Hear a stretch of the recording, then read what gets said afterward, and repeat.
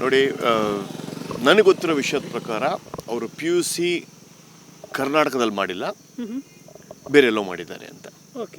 ಎಲ್ಲಿ ಮಾಡಿದ್ದಾರೆ ಅದು ನಕಲಿ, ಅದು ಮುಂದಿನ ದಿನ ಹೇಳ್ತೀವಿ. ಲಾ ಹುಬ್ಳಿಯಲ್ಲಿ ಮಾಡಿದ್ದಾರೆ ಅಂತ. ಅದನ್ನು ಅವರು ಕರ್ನಾಟಕದ ಬಾರ್ ಕೌನ್ಸಿಲಲ್ಲಿ ರಿಜಿಸ್ಟರ್ ಮಾಡಬೇಕಾಗಿತ್ತು, ಮಾಡಿಲ್ಲ. ಡೆಲ್ಲಿಯ ಬಾರ್ ಕೌನ್ಸಿಲಲ್ಲಿ ಮಾಡಿದ್ದಾರೆ. ಡೆಲ್ಲಿಯ ಬಾರ್ ಕೌನ್ಸಿಲಲ್ಲಿ ಅವರ ಹುಬ್ಳಿ ಸರ್ಟಿಫಿಕೇಟ್ ಮಾನ್ಯತೆ ಪಡೆದಿದೆ, ಆದರೆ ಸೆಕೆಂಡ್ PUC ಸರ್ಟಿಫಿಕೇಟ್ ಮಾನ್ಯತೆ ಪಡೆದಿರೋದ್ರಿಂದ ಅವರ ಬಾರ್ ಕೌನ್ಸಿಲ್ ರಿಜಿಸ್ಟ್ರೇಷನನ್ನು ರದ್ದು ಮಾಡಿದ್ದಾರೆ. ಈಗ ಸೊ ಲಾಯರ್ ಓದಿರೋದು ಹುಬ್ಳಿಯಲ್ಲಿ ನಿಜ, ಅದಕ್ಕೆ ಅದು ಮಾನ್ಯತೆ ಯಾವಾಗ ಸಿಗುತ್ತೆ? ನೀವು ಬಾರ್ ಕೌನ್ಸಿಲಲ್ಲಿ ರಿಜಿಸ್ಟರ್ ಆದರೆ ಮಾತ್ರ ಅದು ಮಾನ್ಯತೆ ಸಿಗುತ್ತೆ.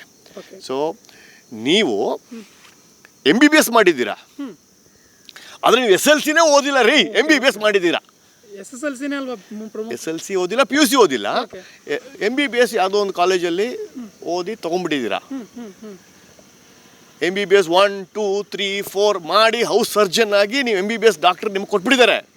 ಆದರೆ MBBS ಡಾಕ್ಟರನ್ನು ಸರ್ಟಿಫಿಕೇಟ್ ಕೊಡಬೇಕಾದ್ರೆ ನಿಂದು SLC ಕೊಡು, PUC ಕೊಡು ಅಂತ ಕೇಳಿದಾಗ ಒಂದು ಸರ್ಟಿಫಿಕೇಟಲ್ಲಿ ರದ್ದಾದಾಗ ನಿಂಗೆ MBBS ಡಾಕ್ಟರ್ ಕೊಡೋದಿಲ್ಲ, ನಿನಗೆ ನೀವು ಓದ್ಕೊಂಡಿದ್ದೆ ನಿಜ, ಆದರೆ ನಿಂಗೆ ಪ್ರಾಕ್ಟೀಸ್ ಮಾಡೋಕ್ಕೆ ಅರ್ಹತೆ ಇಲ್ಲ ಅನ್ನೋ ಉದಾಹರಣೆನ ನಾನು ಜನತೆಗೆ ಹೇಳಬೇಕು. ಇದೇ ಉದಾಹರಣೆ ನೋಡಿ. ಬಿಗ್ ಬಾಸಲ್ಲಿ ಲಾಯರ್ ಜಗದೀಶನ್ನು ನೀವು ಒಂದು ಕಲಾವಿದರಾಗಿ, ಒಂದು ಆರ್ಟಿಸ್ಟ್ ಆಗಿ ನೋಡಬೇಕೆ ವಿನಃ ಇದನ್ನು ಒಂದು ದೊಡ್ಡ ಇಶ್ಯೂ ಮಾಡಿ ಅವರಲ್ಲಿ ಏನೋ ಒಂದು ಗರ್ಜನೆ ಮಾಡ್ತಾ ಇದ್ದಾರೆ, ಅವರೇನೋ ಒಂದು ಅಲ್ಲಿ ಜನರಿಗೆ ಮನೋರಂಜನೆ ಕೊಡ್ತಾ ಇದ್ದಾರೆ. ಅದನ್ನು ನಾವು ಎಂಜಾಯ್ ಮಾಡಬೇಕೆ ಹೊರತು ಇಲ್ಲಿ ಆಗು ಹೋಗುಗಳ ಬಗ್ಗೆ, ಅವರ ಲಾ ಬಗ್ಗೆ ಇಡೀ ಜಗತ್ತಿಗೆ ಗೊತ್ತು ರೀ. ಅವರು ಲಾ ಪ್ರಾಕ್ಟೀಸ್ ಮಾಡಲ್ಲ ಅಂತ, ಅವರು ಕೋರ್ಟ್ಗೆ ಹೋಗಲ್ಲ ಅಂತ ಇಡೀ ಜಗತ್ತಿಗೆ ಗೊತ್ತು. ಅವರು ಫೇಸ್ಬುಕ್ ಲಾಯರ್ ಅಂತ ಅವರೇ ಹೇಳ್ಕೊಂಡಿದ್ದಾರೆ. ಅದರಲ್ಲಿ ಹೊಸದೇನಿಲ್ಲ.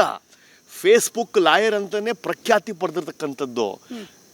ಫೇಸ್ಬುಕ್ಕಲ್ಲಿ ಬಿಟ್ಟರೆ ಅವರೆಲ್ಲೂ ಯಾವುದೋ ಒಂದು ವಕಾಲತ್ ಹಾಕಿರೋದು. ನಾನು ಲಾಯರ್ ಅಲ್ಲ, ಆದರೆ ನನಗೆ ಲಾಯರ್ ಸಂಬಂಧಗಳಿವೆ, ನನ್ನ ಕೋರ್ಟ್ ಕೇಸ್ಗಳಿವೆ, ನನ್ನ ಜಮೀನು ವ್ಯಾಪಾರಗಳಿದೆ, ನನಗೆ ಕಮರ್ಷಿಯಲ್ ಆ್ಯಕ್ಟಿವಿಟೀಸ್ ಇದೆ. ನನಗೆ ಲಾಯರ್ಗಳ ಶ್ರೀರಕ್ಷೆ ಇಲ್ಲ ಅಂದರೆ ನಾನು ಜೀವನ ಮಾಡೋಕ್ಕಾಗೋದಿಲ್ಲ. ಅವರ ಗೈಡೆನ್ಸ್ ಮೇಲೆ ನಾನು ಬದುಕಬೇಕು, ವ್ಯವಹಾರ ಮಾಡಬೇಕು. ಸೊ ನನಗೆ ಲಾ ಹೇಗೆ ವರ್ಕ್ ಆಗುತ್ತೆ, ಲಾಯರ್ಸ್ ಹೇಗೆ ವರ್ಕ್ ಆಗುತ್ತೆ ಅನ್ನೋದು ನನಗೆ ಗೊತ್ತಿದೆ. ಸೊ ಯಾವತ್ತೂ ಒಂದು ಕೋಟ್ ಹಾಕ್ಕೊಂಡು, ಟೈ ಹಾಕ್ಕೊಂಡು, ಲಾಯರಿನ ಒಂದು ಟ್ಯಾಗ್ ಹಾಕ್ಕೊಂಡು ಕೋರ್ಟಲ್ಲಿ ವಕಾಲತ್ ಸೈನ್ ಮಾಡಿದ್ದನ್ನು ನಾನು ನೋಡಿಲ್ಲ.